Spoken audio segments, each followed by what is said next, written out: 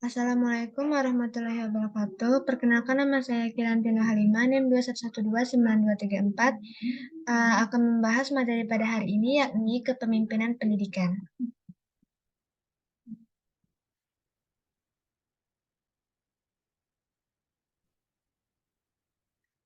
Adapun yang akan kita bahas pada hari ini yakni yang pertama pengertian, yang kedua fungsi, yang ketiga gaya kepemimpinan kepala sekolah, yang keempat teori kepemimpinan yakni apakah pemimpin dilahirkan atau dibentuk. Yang pertama kita bahas yakni pengertian.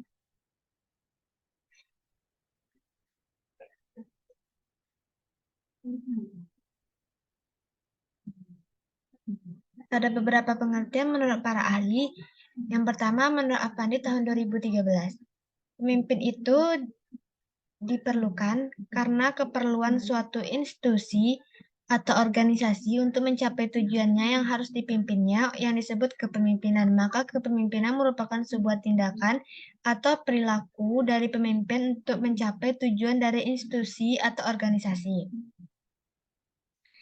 Yang kedua, menurut H.D. Afriansyah tahun 2019, kepemimpinan secara umum didefinisikan sebagai kemampuan dalam kesiapan yang dimiliki oleh seseorang untuk dapat mempengaruhi, mendorong, mengajak, menuntun, menggerakkan, mengarahkan, dan kalau perlu memaksa orang atau kelompok agar menerima pengaruh tersebut. Dan selanjutnya terbuat sesuatu yang dapat membantu tercapainya suatu tujuan tertentu yang telah ditetapkan.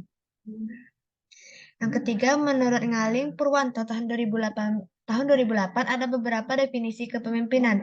Yang pertama, kepemimpinan adalah kekuatan atau power yang didasarkan atas tabiat atau watak yang memiliki kekuasaan lebih, biasanya bersifat normatif. Yang kedua, pemimpin adalah individu di alam kelompok yang memberikan tugas-tugas pengarahan dan pengkoordinasian yang relevan dengan kegiatan-kegiatan kelompok. Yang ketiga, kepemimpinan dalam organisasi berarti penggunaan kekuasaan dan pembuatan keputusan-keputusan. Yang keempat, hakikat kepemimpinan organisasi adalah penambahan pengaruh terhadap dan di atas pelaksanaan mekanis pengarahan-pengarahan rutin dari suatu organisasi. Dan yang kelima, kepemimpinan terjadi di dalam kelompok dua orang yang lebih, dan pada umumnya melibatkan pemberian pengaruh terhadap tingkah laku anggota kelompok dalam hubungannya dengan pencapaian tujuan-tujuan kelompok. Dari beberapa pengertian menurut para ahli tadi, maka kita dapat menyimpulkan bahwa kepemimpinan pendidikan adalah kemampuan untuk menggerakkan pelaksanaan pendidikan sehingga tujuan pendidikan yang telah ditetapkan dapat tercapai secara efektif dan efisien. Selanjutnya, materi yang akan kita bahas ini adalah fungsi kepemimpinan pendidikan.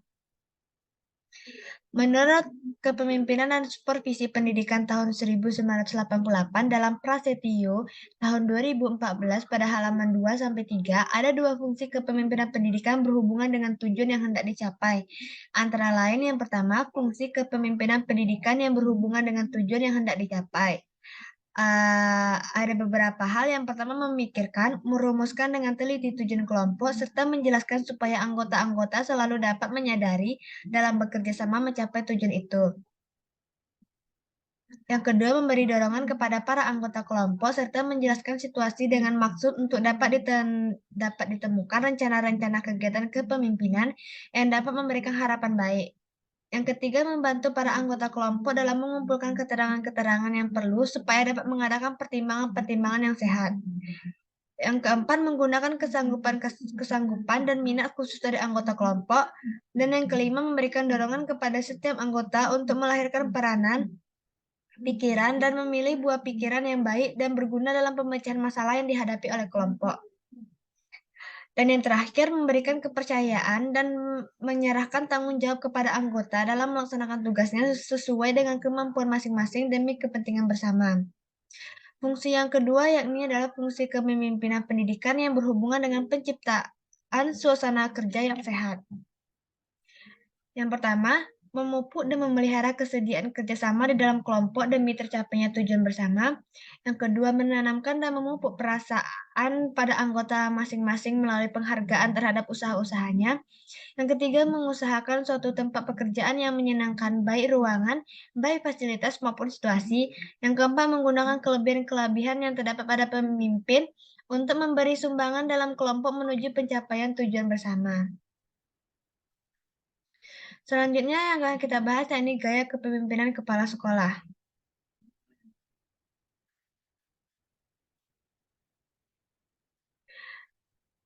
Seorang pemimpin dapat melakukan berbagai cara dalam kegiatan mempengaruhi atau memberi motivasi orang lain untuk mampu melakukan berbagai tindakan yang selalu terarah terhadap pencapaian tujuan bersama organisasi.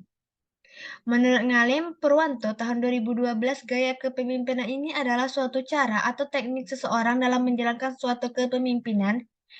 Gaya kepemimpinan ini dapat pula diartikan sebagai norma perilaku yang digunakan seseorang saat mencoba mempengaruhi perilaku orang lain seperti yang ia lihat. Kepala sekolah di dalam melakukan tugasnya mempunyai karakteristik dan gaya kepemimpinan untuk mencapai tujuan yang diharapkannya.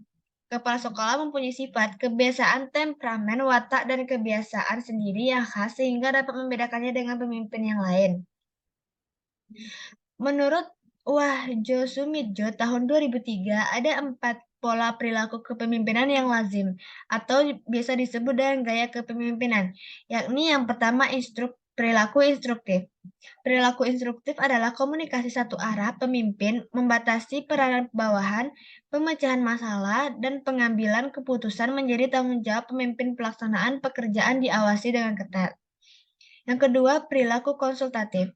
Perilaku konsultatif ini adalah pemimpin yang masih memberikan instruksi yang cukup besar serta menentukan keputusan. Diharapkan komunikasi dua arah dan memberikan suportif terhadap bawahan. Pemimpin mau mendengar keluhan dan perasaan bawahan dalam pengambilan keputusan. Bantuan terhadap bawahan ditingkatkan, tetapi pelaksanaan keputusan tetap pada pemimpin. Yang ketiga, perilaku partisipatif adalah kontrol atas pemecahan masalah dan pengambilan keputusan antar pemimpin dan bawahan yang seimbang. Pemimpin dan bawahan juga sama-sama terlibat dalam pemecahan masalah dan pengambilan keputusan. Komunikasi dua arah makin meningkat, pemimpin mendengarkan secara intensif keluhan bawahannya, keikutsertaan bersama dalam pemecahan dan pengambilan keputusan makin bertambah. Dan yang terakhir, perilaku delegatif. Perilaku delegatif ini adalah pemimpin mendiskusikan masalah yang dihadapinya dengan bawahan dan selanjutnya mendelegasikan pengambilan keputusan seluruhnya kepada bawahan. Bawahan diberikan hak menentukan langkah-langkah bagaimana keputusan dilaksanakan dan bawahan diberikan wewenang untuk menyelesaikan tugas-tugas sesuai dengan keputusan sendiri. Selanjutnya adalah teori kepemimpinan. Konsep seorang pemimpin pendidikan ini tentang kepemimpinan dan kekuasaan yang memproyeksikan diri dalam bentuk sikap kepemimpinan, sifat, dan kegiatan yang dikembangkan dalam lembaga pendidikan yang akan dipimpinnya sehingga akan mempengaruhi kualitas hasil kerja yang akan dicapai oleh lembaga pendidikan tersebut. Bentuk-bentuk kepemimpinan yang sering kita jumpai dalam kehidupan masyarakat sehari-hari, tetapi di sekolah pun terdapat berbagai macam tipe kepemimpinan ini. Sebagai pemimpin pendidikan yang officiate leader, yang cara kerja dan cara bergaulnya dapat dipertanggungjawabkan dan bisa menggerakkan orang lain untuk turut serta mengerjakan sesuatu yang berguna bagi kehidupannya. Berdasarkan sifat dan konsep kepemimpinan, maka ada 3 tipe pokok kepemimpinan. Yang pertama, tipe otoriter atau the autocratic style of leadership. Yang ketiga, tipe laissez-faire. Yang ketiga, tipe demokratis. Demikian penjelasan materi pada hari ini. Jika ada kata yang salah, mohon dimaafkan. Wabillahi taufiq wa hidayah. Wassalamualaikum warahmatullahi wabarakatuh.